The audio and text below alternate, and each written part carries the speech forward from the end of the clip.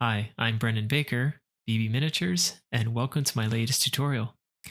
Games Workshop has been kindly sending me a copy of the new Warhammer 40k Leviathan box set to paint, and I've chosen to feature the new Terminator Captain model, and I painted it in the chapter colors of the Blood Angels. In this first part tutorial, I'll be going over how I painted the red armor using both the airbrush and the brush combination. All the paints I'll be using are from Scale75 Scalecolour series, and mainly using an Artis Opus number 2 brush, as well as a Harder Steinbeck Evolution CS Plus for the airbrush portion. If you'd like to follow along, there's a paint list in the description, as well as I have a discount code for Scale75 if you so wish to pick up these paints, and others with actually a nice little discount for you guys too. Remember, if you liked this tutorial and you found it useful, it'd be greatly appreciated if you liked and subscribed to my channel, and of course, drop me a comment to ask me questions, suggestions, and your own feedback with the methods of the tutorial. It really lets me know that you're enjoying the video, encourages me to release more free content, and sharing it with others who you think would benefit from it. If you want to skip the intro theory and want to get just straight into the painting, I do have chapters marked out for your ease of tutorial navigation, especially since you can jump back if you want to pause or, go do something else. Or just keep it rolling and we will get right into it. First thing you have probably noticed is that the use of dynamic lighting in this piece. This is critical in bringing all the various elements together under a cohesive illumination. My primary concern is how the model looks from the front, as well as when we pick up the model or, look at it on a shelf, we will position the model generally facing forward. I want to capture the size of the model and help further illustrate each volume, giving the impression of light falling with brighter elements above compared to darker elements below, as well as objects more forward and protruding towards us getting lighter, with elements further back or stepping back again getting darker. On the Terminator's red armor, you can see I've chosen these various points to focus my highlights.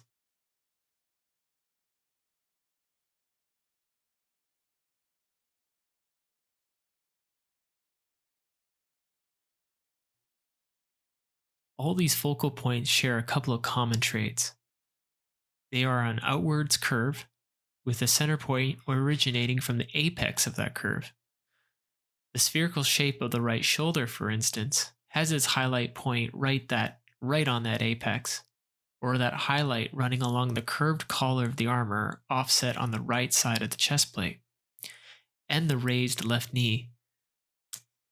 These 3 points actually are on the highest and strongest highlights in the model that run along roughly a 50-degree diagonal cutting across the model in this dynamic fashion. The other points, which are secondary, fall to the left and right of these and have their own highlights on apex curves as well as edges. But to create depth in these elements, you will notice that these highlights are not as large or as dominant as the dominant 3 and don't reach the max value of almost white. If this actually feels a little bit difficult to grasp, don't sweat it and get frustrated. Seeing and copying through this tutorial, especially if you have the model, will greatly help in getting your hands dirty in the method.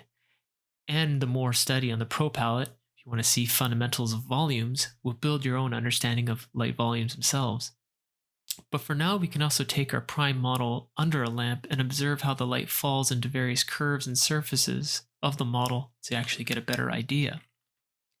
With your own model, or in this instance, this Terminator Captain, you don't have to make such a dramatic highlight in terms of size of each highlight, which leads to this contrast. But keep in mind the origin of each point that I've pointed out, and imagine a round light hitting the center. At each of those points, the intensity of the light will get softer as you move further away from that point. Just as pointing a flashlight in a dark room will illuminate the brightest point in the center of the circle of light and diffuse and get weaker as the light travels further away from the center itself. The last piece of primer for the armor, and this piece as a whole, is on the color scheme itself. With red being the primary color of the Blood Angels chapter, I wanted to help boost the contrast of the red while still keeping the piece rich with more color. All of the supporting elements which aren't red actually include the use of green in their makeup. From the field gray, which is a gray green that is used as a primary for the black elements, and again with the purity seal parchment, to the custom contrast ink wash to help shade the armor, even the N&M gold, which uses Gobi brown that is a brown-green base, and not to forget the base itself, which has the largest and strongest green visible on the model. All these elements here help in all manners, both big and small, to create contrast, keeping more color in the work, giving more atmosphere, and just harmony to the piece. By no means you have to do this, but just something I thought you may want to be aware of, and how the color selection have a greater and unique impact to your work. Okay, that's enough for me on the intro on this one. Why don't we get our miniature ready, our paints, brushes, our airbrush prepped, and let's get started.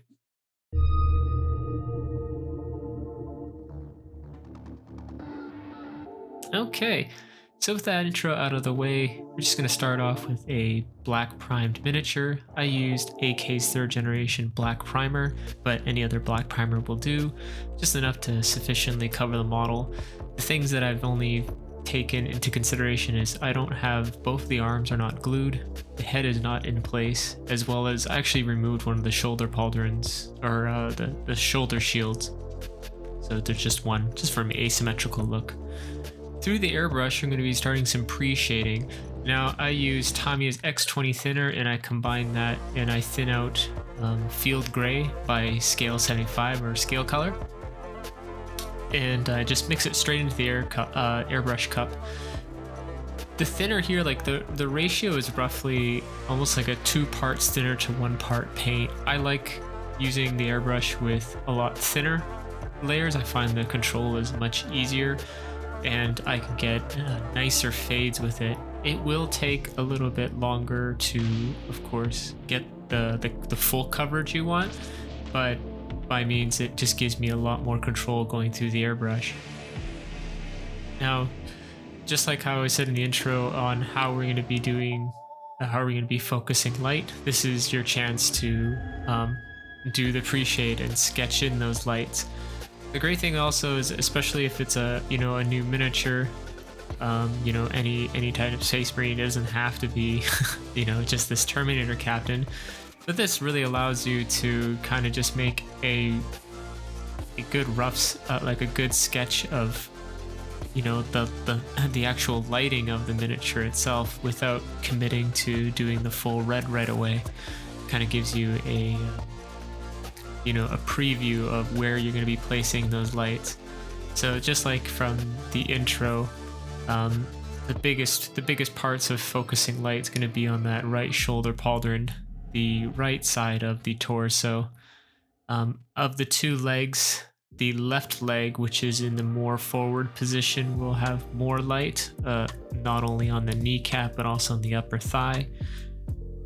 The right knee, since it's stepping backwards, it's getting a lot less light, so the highlight is much smaller, so just on the top of the cap there. I do a little bit on the shins and going onto the feet. And just you really want to keep the trigger discipline nice and shallow. A good rule of thumb in general is that I'm never firing the airbrush fully open. And fully open, I mean, is that, you're pulling the trigger back to open up the needle and more paint comes through. Pretty much I'm always trying to gain little bit through the airbrush as possible. A really good exercise is, if you're finding it a little bit harder control, is by doing some test sprays on a piece of paper or on your desk, if you have like a mat or something like that.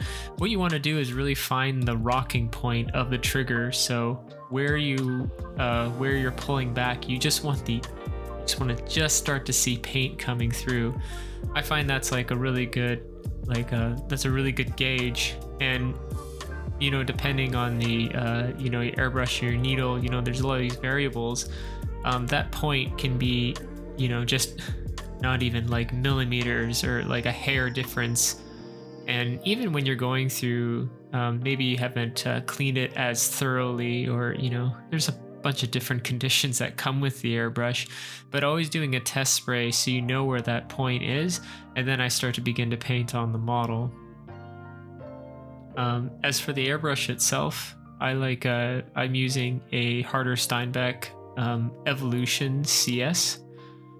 So, and it's with a 0.4 needle. I generally always keep to like a 0.4. I never really find it necessary to go to 0.2 too much. I can almost get pretty much the same size pattern. You will probably get you'll get a little bit of a tighter pattern if you're using a 0.2.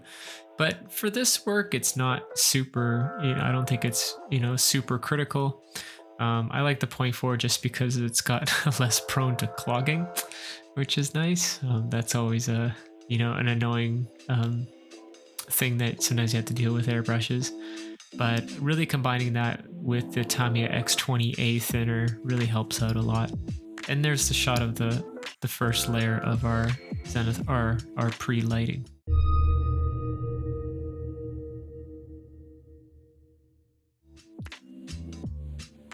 Second off, I'm going to be taking Tamiya's flat white. I really love this color, or lack of color. Like Tamiya's paints, really, their acrylics go through the airbrush really, really well. Again, the same mixture, so approximately around 2 parts thinner to 1 part paint with the X20A. Don't put X20 thinner in there. You need the A at the end, because I believe the A stands for acrylic. The other X20 thinners for enamel paints. You get those mixed up, you're going to be a whole goop of trouble. But as we're doing our second stage of the the pre-shade illumination, now again I'm just using the white here, and I am just aiming at all of our previous highlights we've done, minus a few. So the main parts that I'm going to be bringing up to this second stage of this pre-highlight is more from the knees and upwards. I don't use it too much in terms of like touching the feet at all.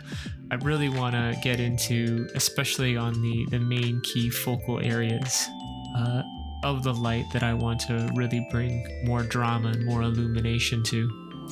This is very critical, especially if you like the lighting scheme look of this Terminator, and to get that effect, it's the lighting plays a very high key role in here. So just making sure you keep in control of that.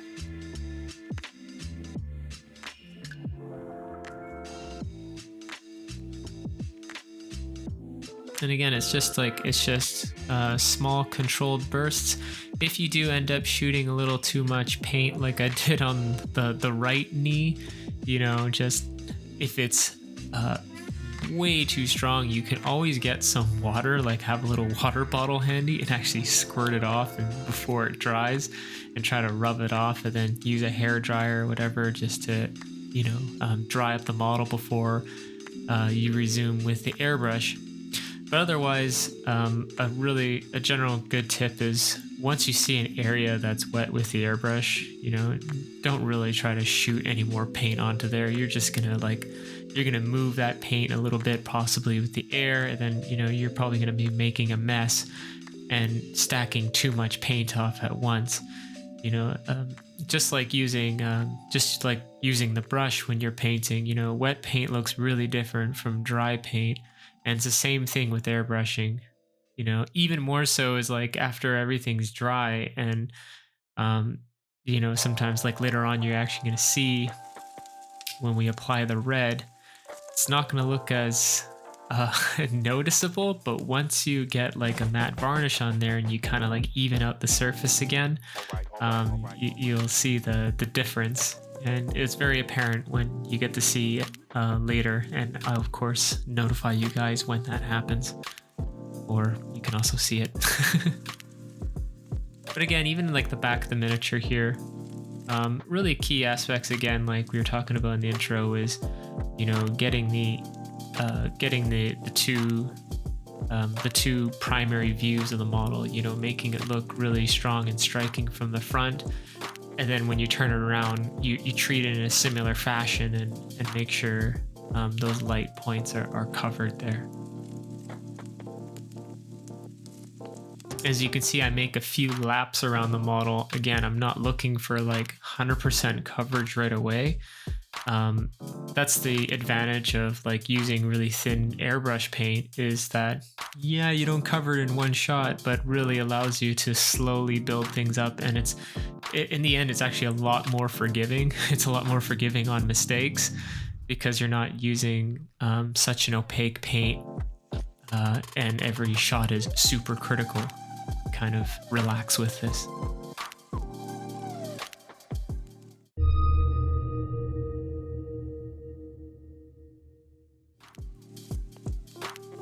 Okay, now for the red.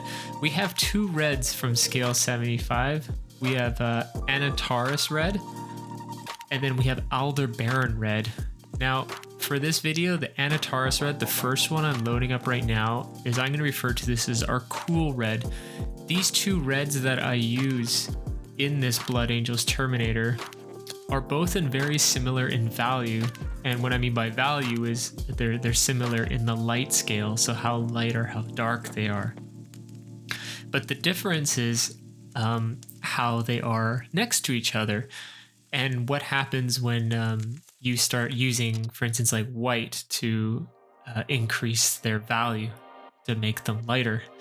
The cold red starts to look a little more magenta, and then the warmer one starts to look more pinker. But more on that later. As I'm doing right now, very similar mixture into the airbrush. You know, we're doing like 2 to 3 parts thinner to 1 part paint to make this red pretty fairly transparent as we're applying it over the entire surface. The idea here is to take your time so that you have the opacity of the paint that works in your favor.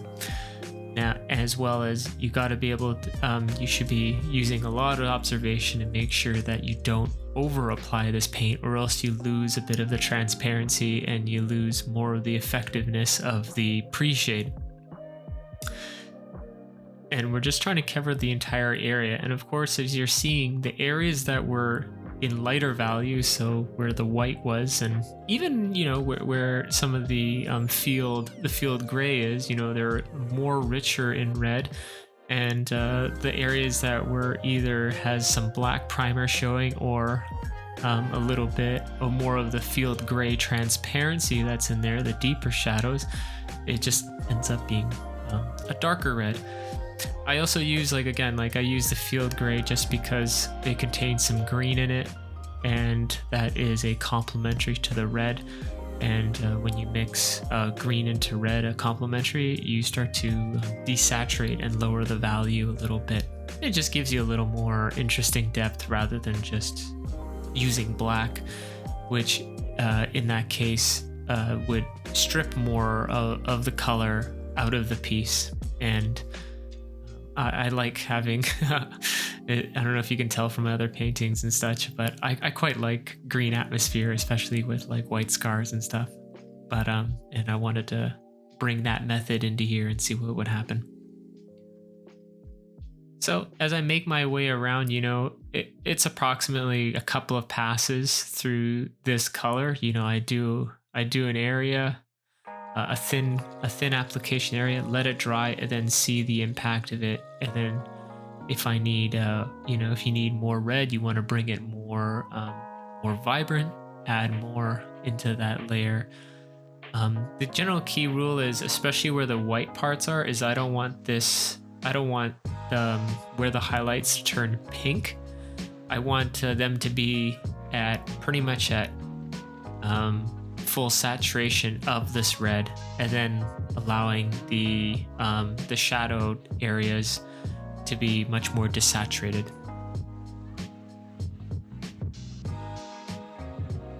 So you can see right here, there's much more saturation in the upper parts of the area where most of the highlights are anyway.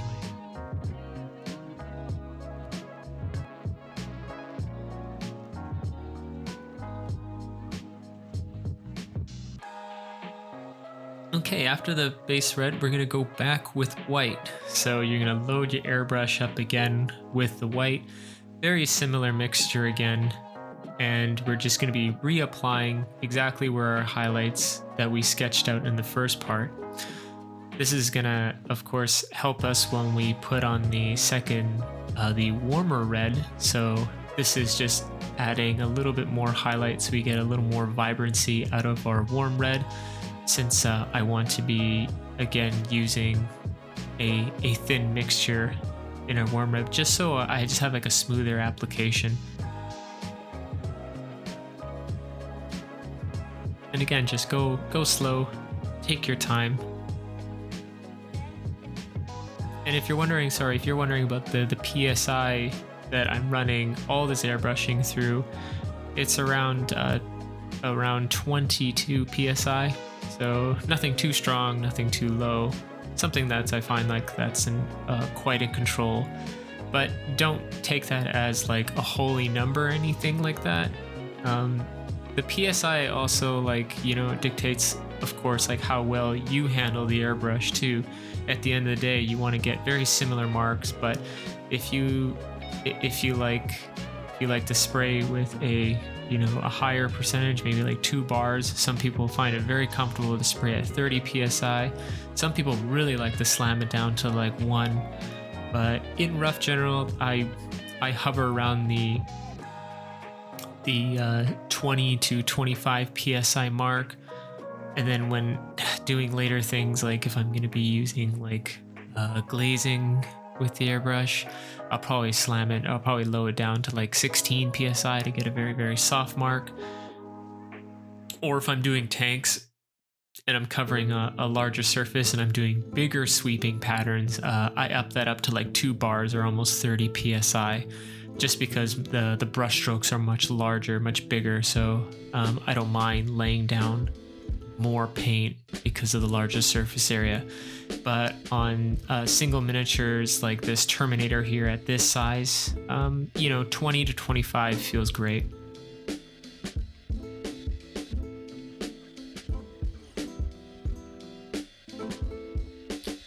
And one note to here is when you're doing up these highlights, again, take take your time,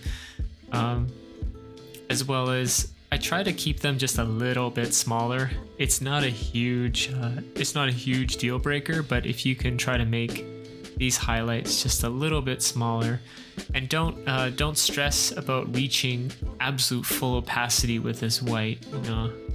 If it's a little bit faded, it really hardly makes a difference. But the real deal with this second stage of white highlight here is so our warm red really has something to grab onto, and we actually don't have to apply as many layers of it to reach that opacity. We can just utilize the white to really push the saturation of our warm red when it comes in.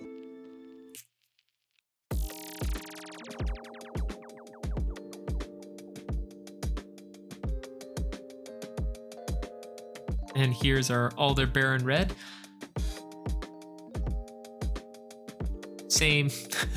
Very same mixture in the airbrush as normal. Nothing's really changed. But now all I'm doing here is just aiming this color just over where the white areas are. I'm not trying to get the entire model, not like with the cold red that we were doing previously. We're just trying to cover up all of the white. And again, take your time, keep it thin, and just do one thin pass at a time. Let it dry.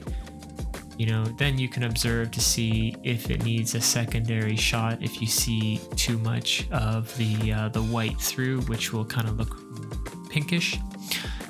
And we just want to get enough just to reach to that warm saturated point.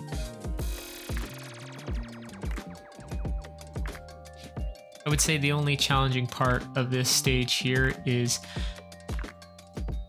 just on terms of the aim and where you've hit. When these two colors, when this warm and cold red come in, it can be a little bit tricky to distinguish between the two. Especially through the camera. The camera is like probably the hardest thing. In hand, it's more noticeable.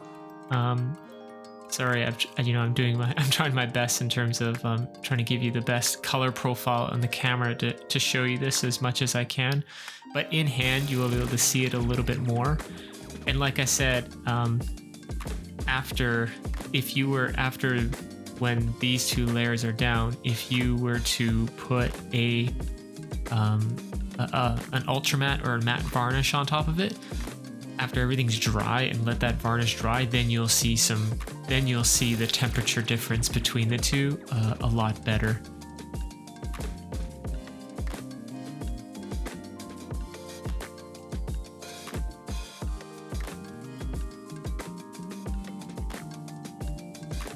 And I didn't take anything out of the video. I really wanted you guys to see the entire process, so you can see me going over the same areas again twice, just to bring a little bit more saturation, just a little more coverage.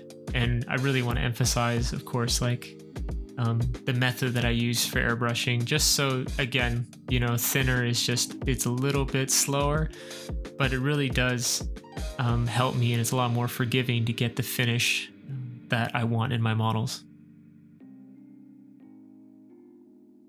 Maybe if it's batch infantry, you wouldn't worry so much, but if you're going to be doing like, your HQ, your characters, if this is for your tabletop, then, at least take a little bit, a little bit extra care on your characters, because that's what most people, tend to look at when they pick up a model to see your army.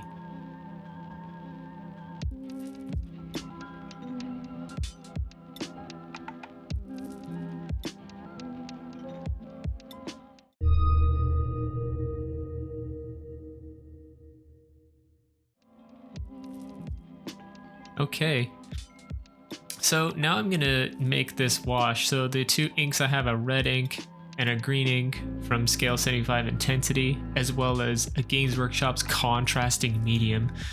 Now this is like my version of creating my own contrast wash, because like contrast paint's like really loaded with, it's really strong pigment in their medium, and their medium has a few great properties.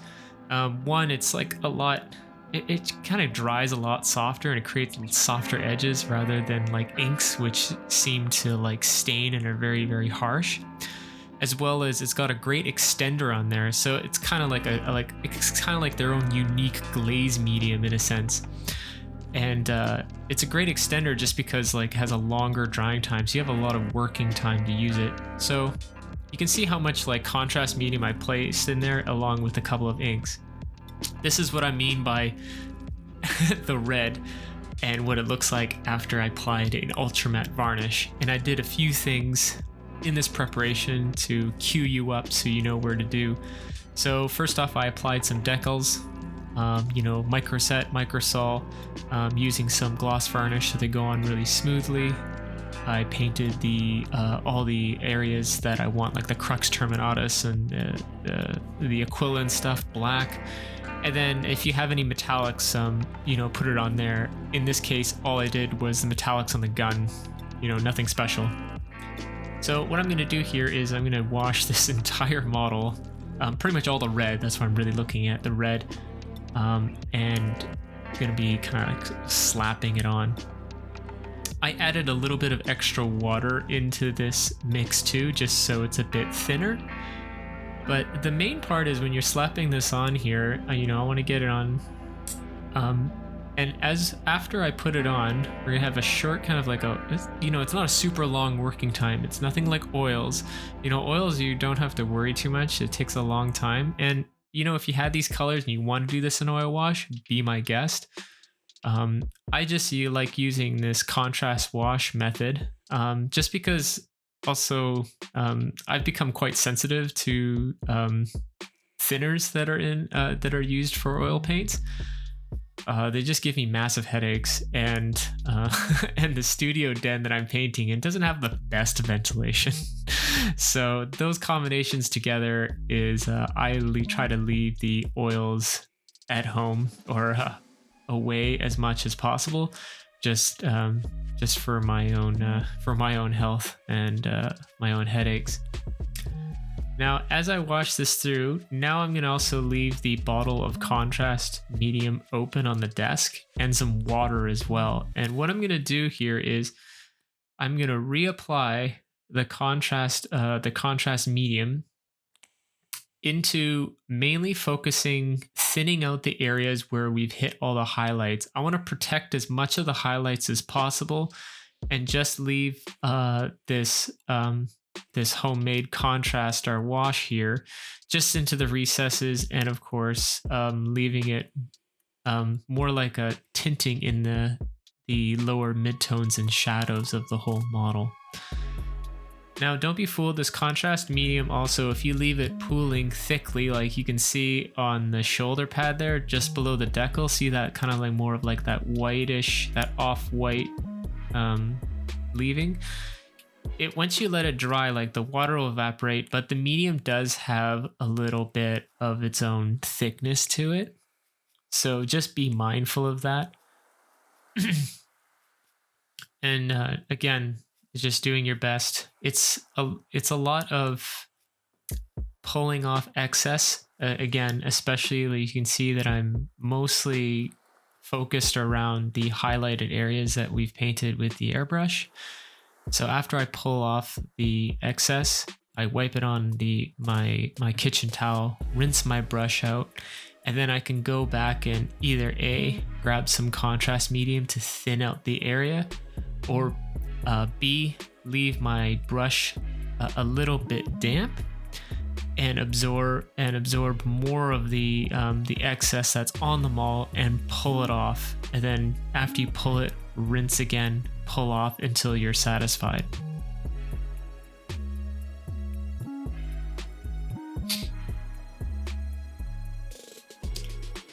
Now you might be noticing a bit of theme in terms of the colors I'm using here is a lot of green. The mixture between the red and the green inks, again, is just about the complementary color mix, where if you notice in the droplets, the green ink had a little bit more than the red, you know, just by a bit. And what it does is just kind of like, you know, pull that, so it didn't make it super vibrant green. That's why it's kind of like this bluish green. That's how it kind of comboed up. The intensity inks are not pure single pigment inks, I don't believe, because it does turn out to be a little bit bluish, but I quite like it. I think it turned out really well. And as it will dry, I think it turned out really well, and it gave a natural, nice shade, good contrasting shade. Sorry, good, yeah, and gives a good complementary color into there, and while still shading the miniature. If you also notice, a lot of the black areas are actually starting to peel off. This is not due to like contrast medium eating paint or anything. This is me just going really fast. I got this as, of course, a pre-release model from Games Workshop, and I had a really limited time in order to get it done, you know, a launch for the date.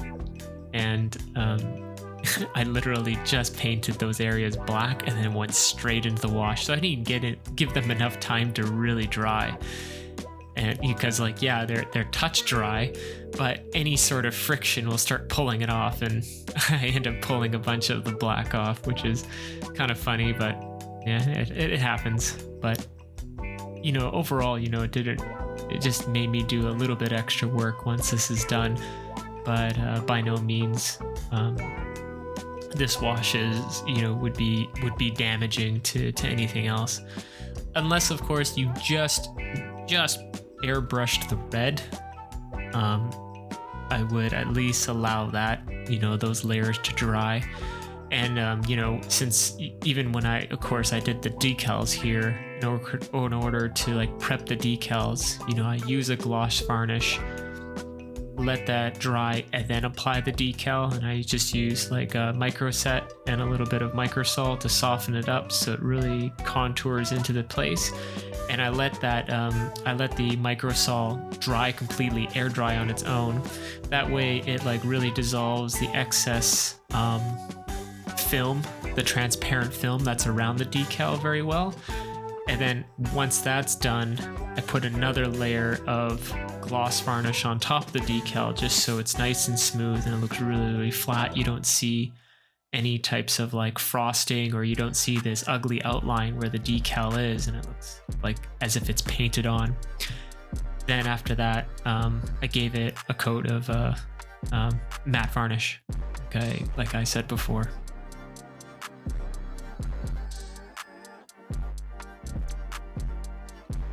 And again, now this is like you got to see some more brush strokes of me cleaning off the highlights, and this is mostly just water now, so I didn't have to use any more contrast medium. I kind of use the contrast medium as a Kickstarter to thin out the areas that are around the highlights, and then I can just use like a damp brush, and again I'm just pulling away from the highlight. I'm pulling it down into the shadows and really clearing that up so the our light, our shining light, our highlight points are nice and visible, and they create a great dramatic effect just after this stage.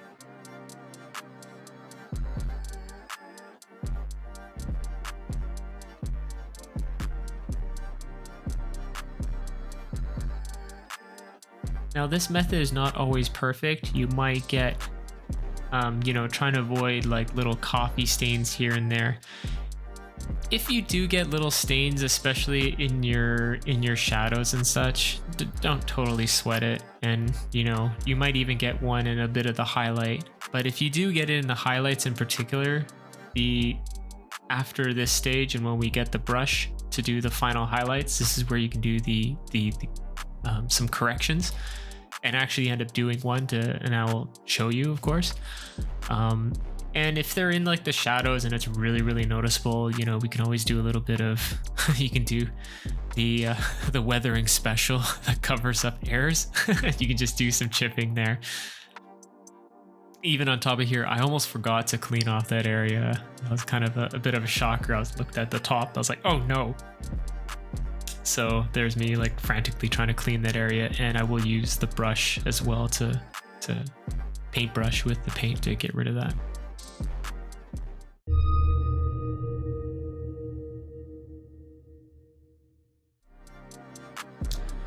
Okay, so I've kind of jumped ahead here.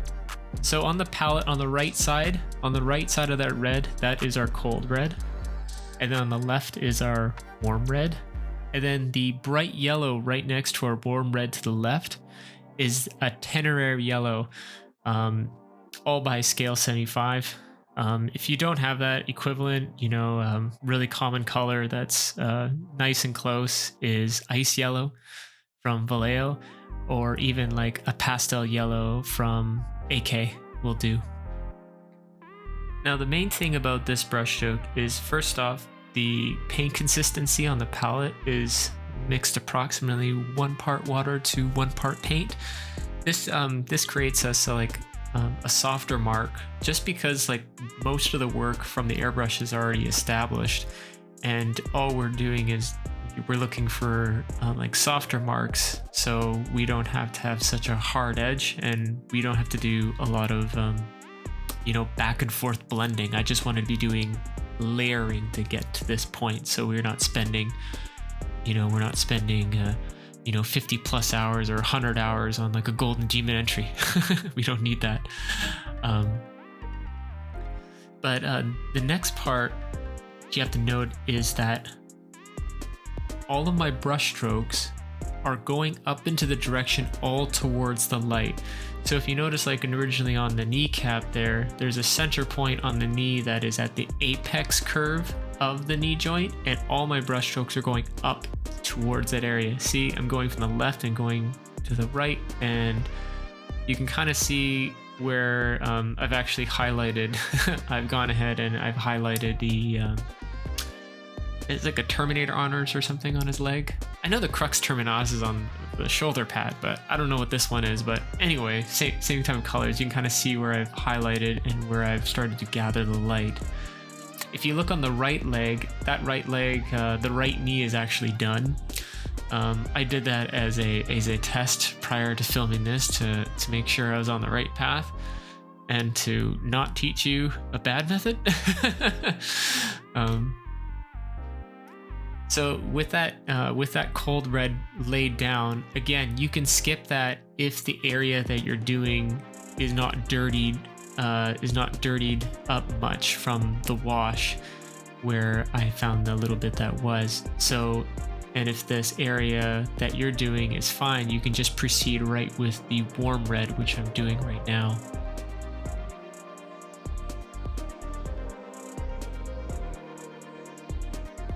Just keeping it nice and controlled, just using, pretty much just the tip of my brush just to get it into placing the paint in the places that I need them for the shape of the highlights. And again, majority of the brush strokes, you really want to pretty much finish your brush stroke close into the direction where the light is. This really helps because of the paint deposit on how your brush works, especially with like this thinner paint, which is around like 1:1, and coupled with the size of this brush. I am using an Artis Opus number 2, and with larger brushes, they hold more moisture in the brush as well. So even after you rinse your brush and you kind of dry it on a paper towel, a larger brush will hold a little bit more moisture than a small one, let's say like a 00. So it does make the paint quite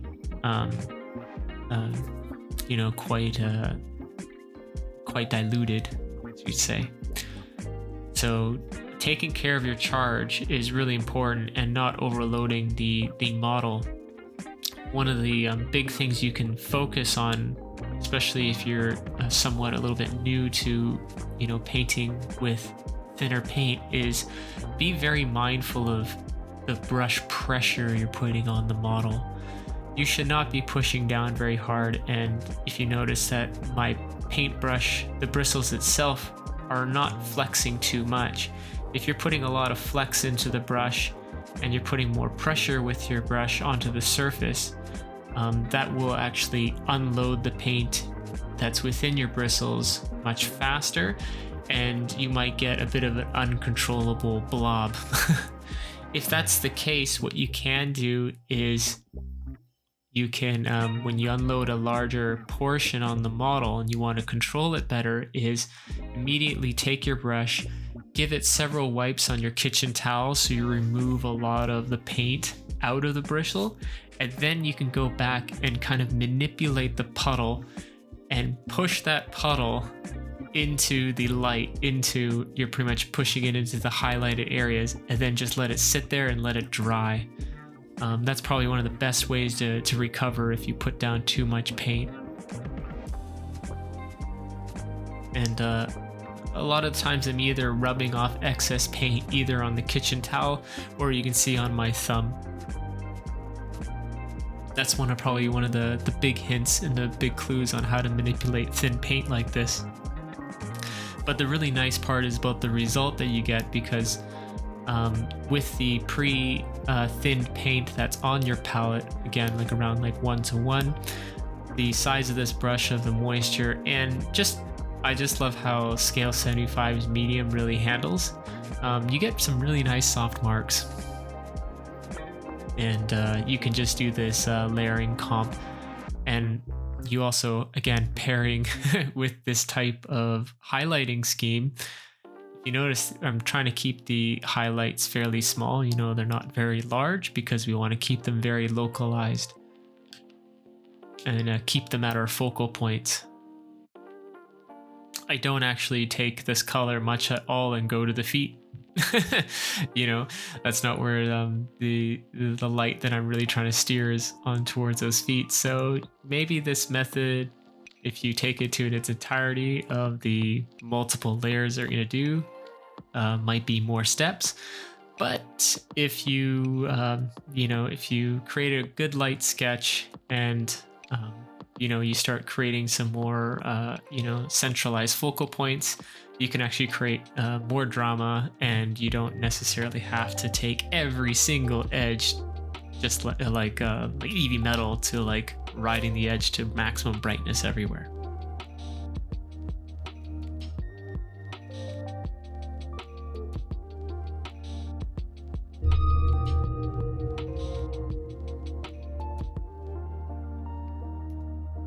Okay, so for this next highlight, again, we're gonna grab that warmer red, add some more Tenere yellow, and really now we're getting into more of a salmon color.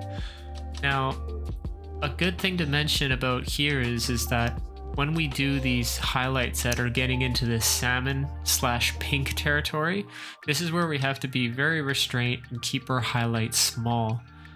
And we're only going to be applying these pink salmon highlights to more of the upper raised areas. So especially this kneecap that's on a very bold area, I'm going to keep that. I'm going to bring that highlight there. But we're going to be a little more selective, and we want to make these make them small. A common misconception about about highlighting red is that a lot of people try to don't highlight too much because they want to avoid the pink the pink warrior rather than being this like bloody or lustrous red. And the big key highlight, the big key takeaway is keeping your highlights small. And for this model, I think it really helps and really lends itself to the situation how I've chosen to do this lighting scheme. So by keeping them small, we can still keep majority of the armor red, but where those bright highlight points are, this is where we can just add these touches of really bright shines, almost like shimmers, especially when we get we add some white into this little later on, and we can make like those really dramatic shine points, and I think it looks fantastic. And just taking like little steps here. Anytime you see edges or like these little like armor panels and they are around the light area, you notice I'm hitting the the edges that are facing upwards, and then just getting a little bit within on the panel on the inside there that's hugging closest. Speaking of these smaller highlights as we're going through this stage, is if you have a tendency to over highlight, or maybe you possibly might be getting into that realm, one of the things that's really good to keep in mind is to do this part in sections, especially if this is your first time. The very common tendency that I see is when trying to do this lighting effect is that when they're highlighting, you'll kind of go on autopilot mode. That means you're going to grab this highlight cover and you're just going to apply it on all the edges, and every single section, every single plane, every single shape is going to get this progressive light evenly throughout the entire model. And if you end up doing that, you're going to lose this effect. You're going to lose this kind of like spotlight effect, and you're going to lose this this kind of like the illusion of light falling on the model. You really have to kind of respect the distance of each element, as well as like a bit of a hierarchy, and which one is more exposed to the light, as well as elements that are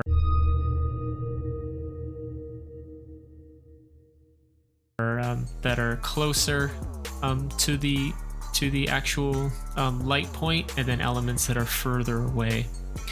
So you can see here, if you notice, I'm always starting on the knee, and the other reason why I like to always start on the knee, that's kind of like the bullseye. That's where my maximum light point, like the apex of the area that's being hit by the light, is on that knee first, and then everything else follows in rhythm to that. So if that's the master source, that's the main focal point of that part of the model, everything else should kind of flow towards it and complement it, as well as they should gain respects on, you know, what's the distance to this point, as well as you know, the height of the areas.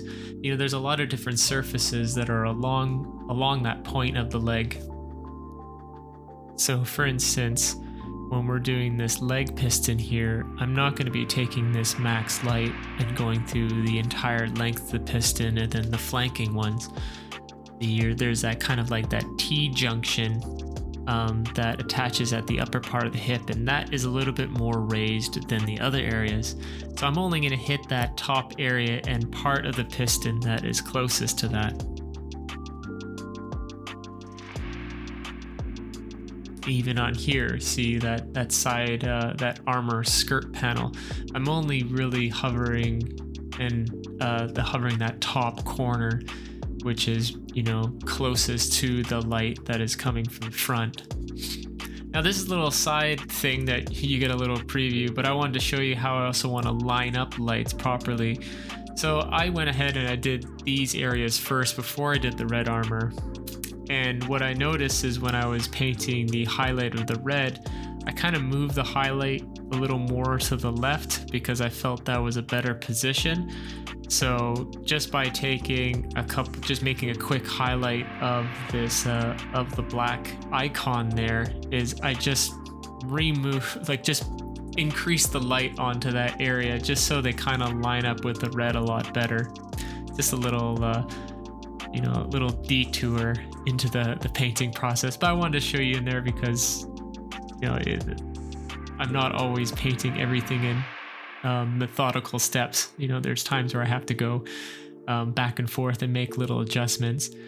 So you can see here again, like I was saying about that little T section on the armor there, instead of, you know, just having this highlight that just runs all the way through, because the more highlight you place, you know, the more the color, you actually lose more color, so it actually be not as red. So just trying to be restrained.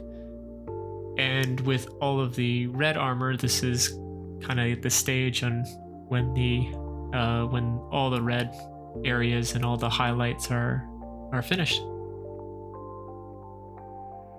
Great.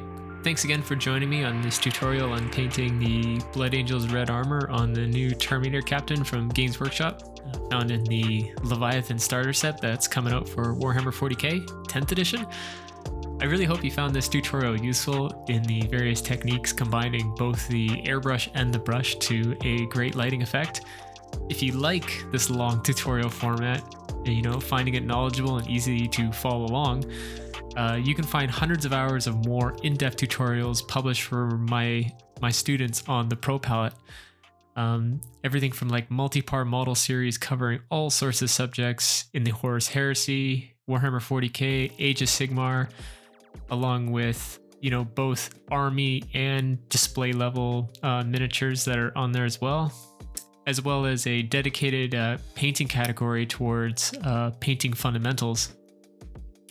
As well as for all you guys want to see the rest of the Terminator painted, the remaining parts of the gold N&M, you know, like the Crux Terminatus, Parchment, painting the face, and the sword are all coming to the Pro Palette, with around like 3 tutorials a month, and also have a members Discord. You guys can join in, share, and seek feedback to your works, and it's a great place to grow as a miniature painter.